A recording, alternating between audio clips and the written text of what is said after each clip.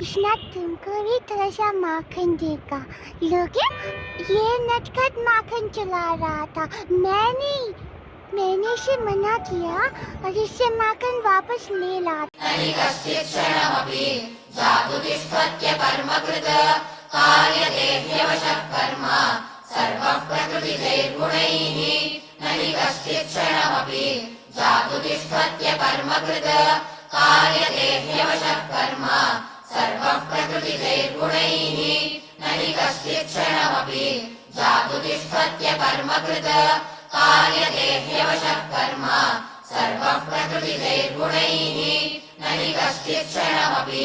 जातु तिष्ठत्य कर्मकृत कार्यते ह्यवशः कर्म सर्वः प्रकृतिजैर्गुणैः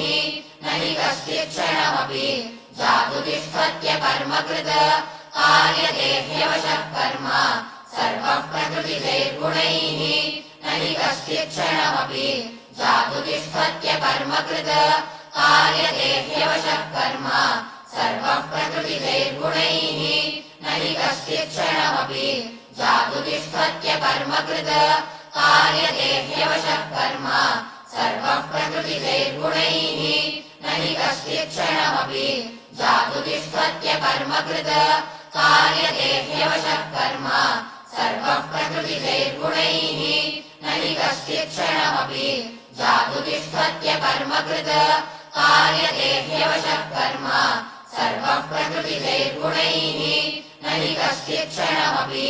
जातु तिष्ठत्य कर्मकृत कार्यते ह्यवशः कर्म सर्वः प्रकृतिजैर्गुणैः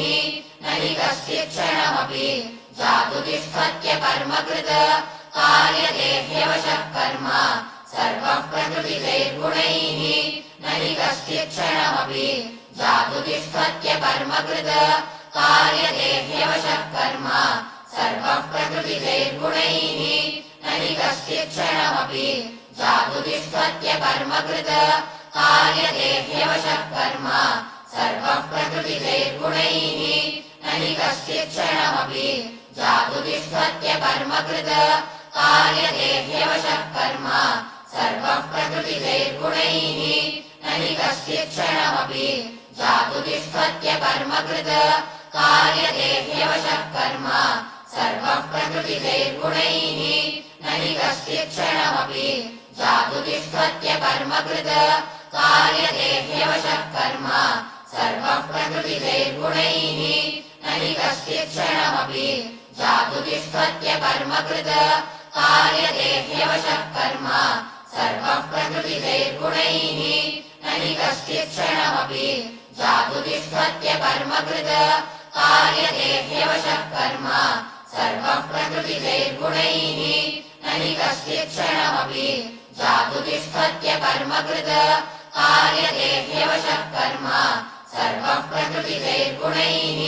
न हि कश्चित् क्षणमपि जातु तिष्ठत्य कर्मकृत कार्यते ह्यवशः कर्म सर्वः प्रकृतिजैर्गुणैः न हि कश्चित् क्षणमपि जातु तिष्ठत्य कर्मकृत कार्यते ह्यवशः कर्म सर्वः प्रकृतिजैर्गुणैः सर्वधर्मान् परित्यज्य मामेकं शरणं व्रज अहं त्वा सर्वपापेभ्यः मोक्षयिष्यामि मा शुचः। गीताशास्त्रमिदं पुण्यं यः पठेत् प्रयतः पुमान् विष्णोः पदमवाप्नोति नयशोकाविवर्जितः।